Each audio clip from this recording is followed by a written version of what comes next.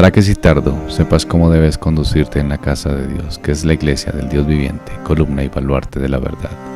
Mi nombre es Helber Conde y damos inicio a su programa Teología sin Fronteras, un programa original de la Iglesia Bautista Reformada del Redentor en Bogotá, Colombia.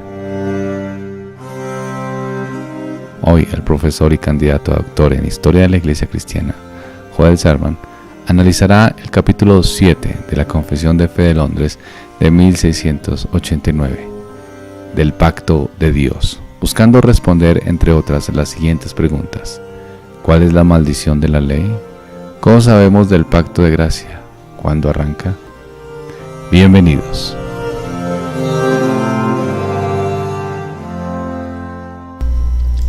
Confesión Bautista de Londres de 1689, capítulo 7 del Pacto de Dios. Quiero comenzar notando que hay un comentario sobre nuestra confesión escrita por el pastor Samuel Waldron y traducido al español. Lo he mencionado antes, a veces con el mismo parecer y a veces no. Yo no busco replicar ese comentario, ya que es mejor, en lo posible, complementar y así proveer algo que toca quizás cosas diferentes, aunque obviamente vamos a tocar en muchas cosas lo mismo. Quiero aquí sencillamente decir que la introducción a este capítulo en el comentario de Waldron es una de las mejores secciones.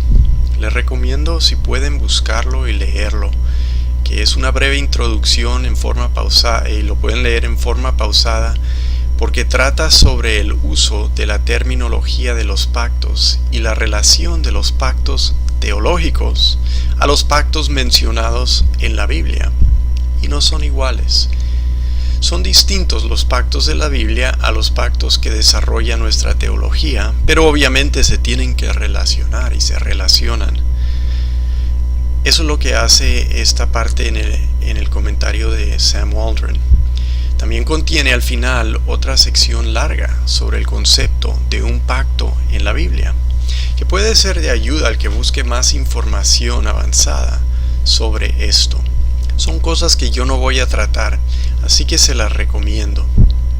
Los pactos tratan la relación entre Dios y sus criaturas. Buscan definir lo que hay que entender, lo que revela la Biblia sobre eso, y por eso comienza nuestra confesión así, diciendo en el primer párrafo: la distancia entre Dios y la criatura es tan grande que aun cuando las criaturas racionales le deben obediencia como su creador, éstas nunca podrían haber logrado la recompensa de la vida a no ser por alguna condescendencia voluntaria por parte de Dios, que a Él le ha placido expresar en forma de pacto.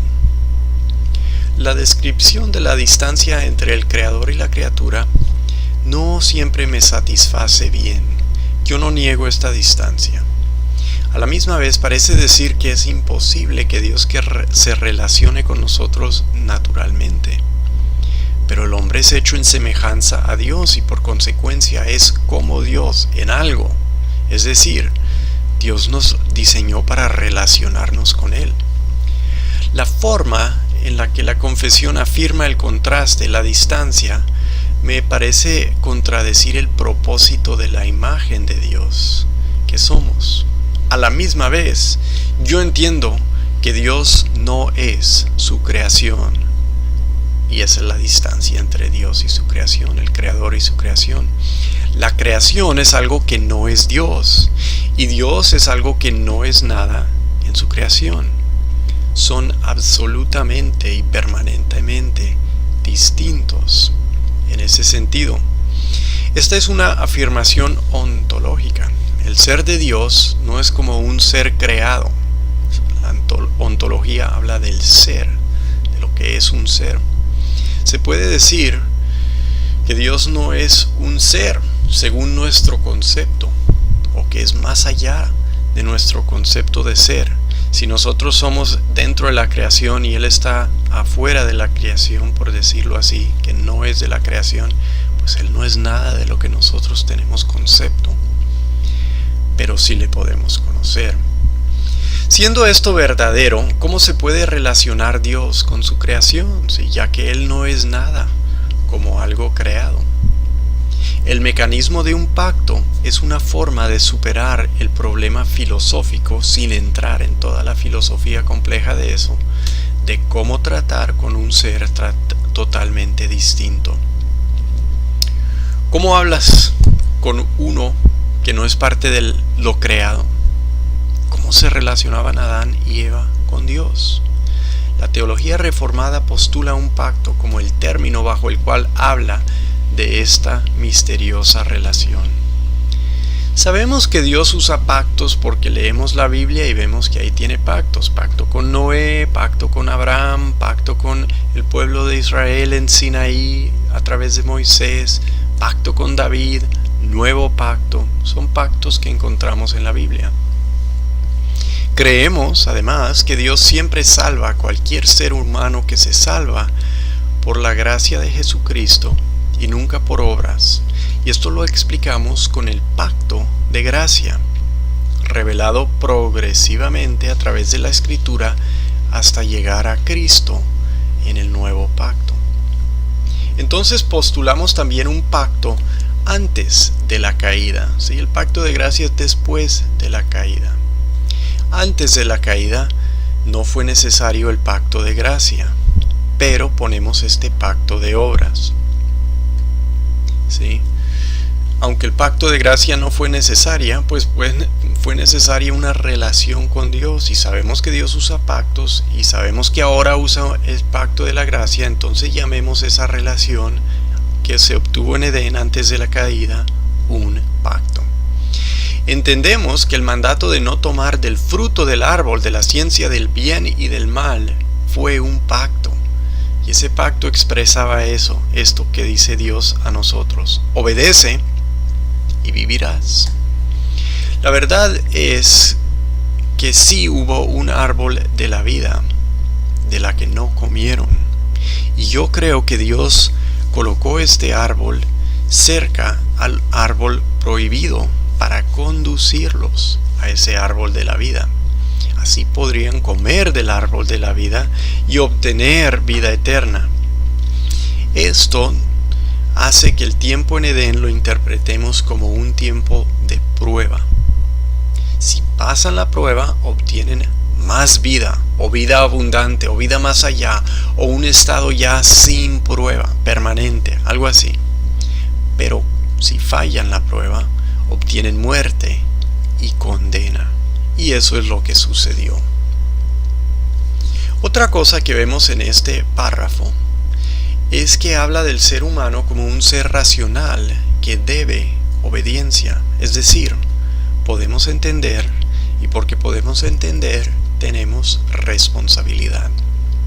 Un animal no puede entender y no es culpable. Un animal nunca trama un mal. Hace lo que hace por instinto, sin conciencia. Se puede educar a un animal para que sus instintos pues los controle o los use de alguna forma, pero realmente no creemos que tienen conciencia, no razonan. Quizás ni siquiera saben que son individuales. El ser humano sí tiene esta conciencia de hacer sus decisiones con razón, con pensamiento, con deliberación superior al puro instinto. Esto seguramente lo entiende Dios porque nos creó, y es otra razón por postular un pacto. Formalmente expresa una regulación bajo la cual el obedecido y el obedecedor se relacionan en esa relación de obediencia. Una de las dificultades que presenta la teología es reconciliar la responsabilidad humana y la soberanía divina. Es difícil para nosotros manejar esto. Aquí, la soberanía de Dios se expresa en su condescendencia, que puso un pacto y se relacionó con su creación, es decir, Dios tomó la iniciativa. Nunca estamos en términos de igualdad. El pacto nos relaciona uno infinitamente mayor con nosotros que somos infinitamente menores y no merecemos esto. El pacto entonces expresa nuestros deberes para con Dios. Este impulso de coordinar la soberanía y la responsabilidad corre a través de toda la teología reformada. Dios es el iniciador, Dios es el primer actor y Dios es el único que hace las cosas bien. Dios nos da responsabilidad y también Dios se responsabiliza y se compromete. Algunos se ofenden por este énfasis sobre la soberanía divina. ¿Será que no entienden la distancia entre el Creador y su creación?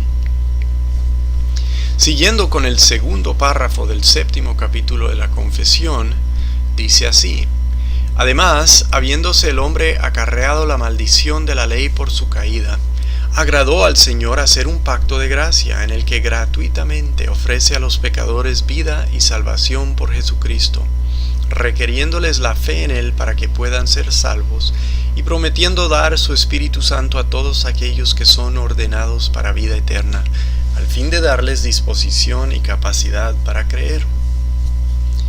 ¿Cuál es la maldición de la ley? La ley fue la de no comer. La maldición entonces fue la condena y muerte que resultó.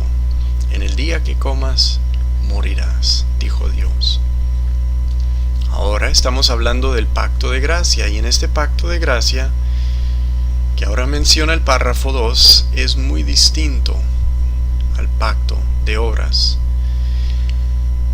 Si el pacto de obras fue uno que dijo, haz esto y obtendrás vida, el pacto de gracia dice lo contrario. Dice, recibe vida de Cristo y habiéndola obtenido, vive así.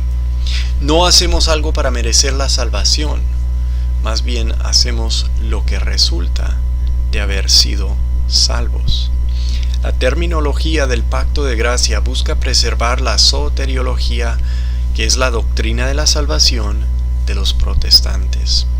Justificación no por obra alguna, ni por fe junto con obras, pero la salvación que entendemos de la Biblia es justificación por sola fe. Dios requiere la fe. ¿Será que esta es la obra? No, porque la fe es un recibir de las promesas de Dios, no es un esfuerzo para lograr algo para merecerlo. La fe es un descanso en Dios, quien ha logrado la salvación y la vida que nos da gratis. Tampoco es una obra, porque el mismo Espíritu, como dice la confesión, da la disposición y la capacidad para creer. ¿Por qué dice eso la confesión? Porque lo enseña la Biblia. Es totalmente basada en la soberana disposición de salvar un pecador condenado que tiene Dios. Dios promete dar su Espíritu Santo ¿a quiénes? A los que son ordenados, responde la confesión, o es decir, decretados por Dios para vida eterna. Es por esto que se llama un pacto de gracia. El hombre falló en cuanto al pacto de obras, quebrantó la buena ley de Dios, se alejó en desobediencia y rebelión. ¿Y qué hizo Dios? Dios dispuso salvar un pueblo, decretó su salvación desde la eternidad. El Hijo se encarnó y con su perfecta obediencia cumplió la ley. Con su muerte murió la muerte del pacto de obras, el inocente tomando la condena de los culpables, para que los culpables tomasen su justicia, y así redimió a un pueblo con su muerte y resurrección. Y el Espíritu Santo llama eficazmente y aplica la salvación, uniendo al pecador con su salvación, con su Salvador, para que mueran en su muerte y resuciten en su resurrección. Todo esto lo explicamos bajo lo que llamamos el pacto de gracia. Entonces, el párrafo 3 del 7º capítulo lo explica un poco más. Dice así: este pacto se revela en el Evangelio. En primer lugar, Adán en la promesa de salvación a través de la simiente de la mujer, y luego mediante pasos adicionales hasta completarse su plena revelación en el Nuevo Testamento, y tiene su fundamento en aquella transacción federal y eterna que hubo entre el Padre y el Hijo acerca de la redención de los escogidos. Y es únicamente a través de la gracia de este pacto como todos los descendientes de Adán caído que son salvados obtienen vida y bendita inmortalidad, siendo el hombre ahora totalmente incapaz de ser aceptado por Dios bajo aquellas condiciones en las que estuvo Adán en su estado de inocencia. Las cosas han cambiado. Adán tuvo inocencia, ya no estamos en las mismas condiciones. ¿Cómo sabemos del pacto de gracia? ¿Cuándo arranca? El pacto de gracia lo conocemos en el Evangelio. Arranca en Edén con la promesa de salvación a través de la simiente de la mujer, que es Cristo. Esta promesa, esta semilla del Evangelio, germina y crece en el resto de la Biblia y da su fruto final en el Evangelio, en la pasión de Cristo, en la salvación. Cristo nos salva y nos da salvación, y esto es porque Él lo es. Cristo es la salvación. Somos salvos porque estamos en Cristo. Estamos unidos y no hay bendición de la salvación que no sea en algún sentido una explicación de lo que es estar en unión con Cristo. Todo procede de nuestra unión con Cristo. Y en Cristo se cumplen todas las promesas de Dios. Esto es estar bajo el pacto de gracia. ¿Qué quiere decir por la transacción federal y eterna que hubo entre el Padre y el Hijo? Cuando usa terminología de federal, está hablando del pacto. La palabra de la que se toma en latín, federal, quiere decir pacto. La teología del pacto a veces la llamamos teología federal, así lo llamaban los puritanos. El pacto de gracia es entre quién. ¿Cuáles son los que este pacto relaciona? Repasemos. El pacto de obras fue entre Dios y la humanidad, representada en el primer Adán. Entre Dios y la humanidad, y tenían un representante. ¿Quién fue? Adán. No caímos en Eva, caímos en Adán. Él fue el representante federal de nuestra raza humana. Así que el pacto de gracia es entre Dios y su pueblo redimido, representado por el segundo Adán, que es ¿quién? Jesucristo. Existe en la teología también un tercer pacto que podemos ampliar aquí un poquito. Es el pacto de la redención. Es distinto al pacto de obras, es distinto al pacto de la gracia. El pacto de la redención es un pacto entre el Padre y el Hijo. Bajo este pacto, el Hijo humanado es estipulado como representante del pueblo de Dios. Entonces es como el pacto que lo coloca para ser el mediador del pacto de gracia. Es lo que hace el pacto de redención. Este pacto es controversial, pero es muy útil para explicar, por ejemplo, por qué es que Cristo a veces usa su poder para hacer milagros, pero no cuando tiene hambre, o para satisfacer su sed o morir más tranquilamente, o sea, no usa su poder en esas instancias. Cristo solo hace milagros, solo opera en forma sobrenatural, invocando poderes divinos en su vida terrenal cuando lo requieren los términos del pacto de la redención. Y eso a mí me interesa mucho porque nos ayuda a entender los evangelios con responsabilidad y buena teología, y no descarriarnos en locuras. Lo encuentro yo muy útil para eso, y es útil para otras cosas, pero es una de las cosas que nos da el pacto de la redención. Pero en lo principal, en este párrafo de la confesión, vemos dos pactos, ¿sí? El pacto de obras, Dios y Adán siendo representante de toda la familia, la raza humana, y el otro pacto es el pacto de gracia, Dios y el segundo Adán, el Hijo humanado, que es un representante de un pueblo escogido. ¿Quiénes son los de ese pueblo? Todos los que van a ser unidos, los que son unidos por fe a su representante.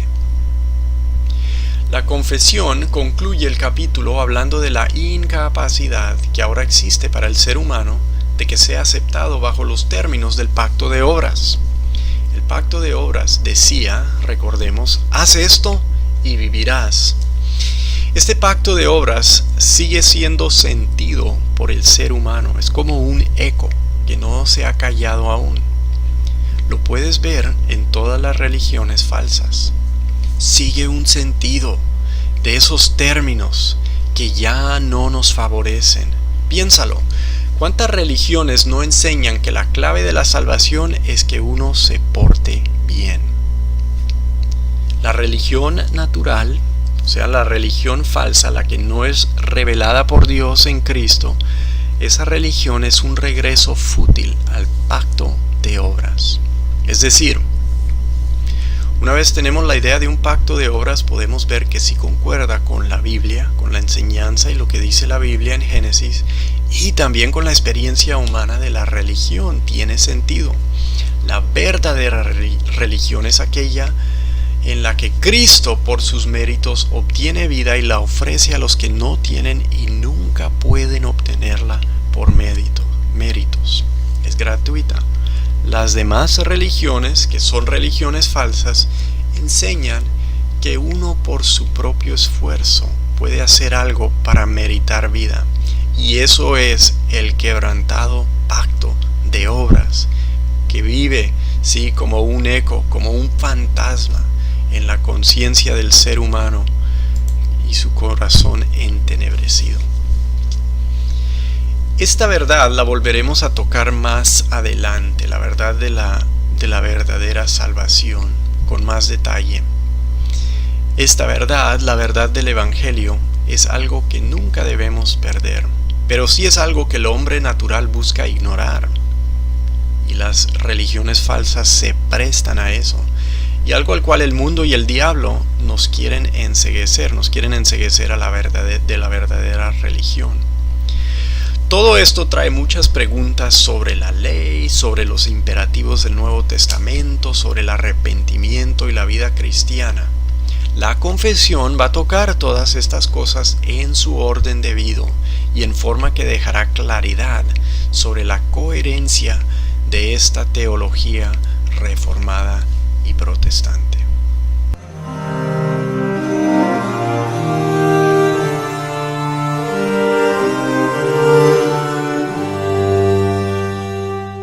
Terminamos Teología sin Fronteras, un programa original de la Iglesia Bautista Reformada del Redentor de Bogotá, Colombia.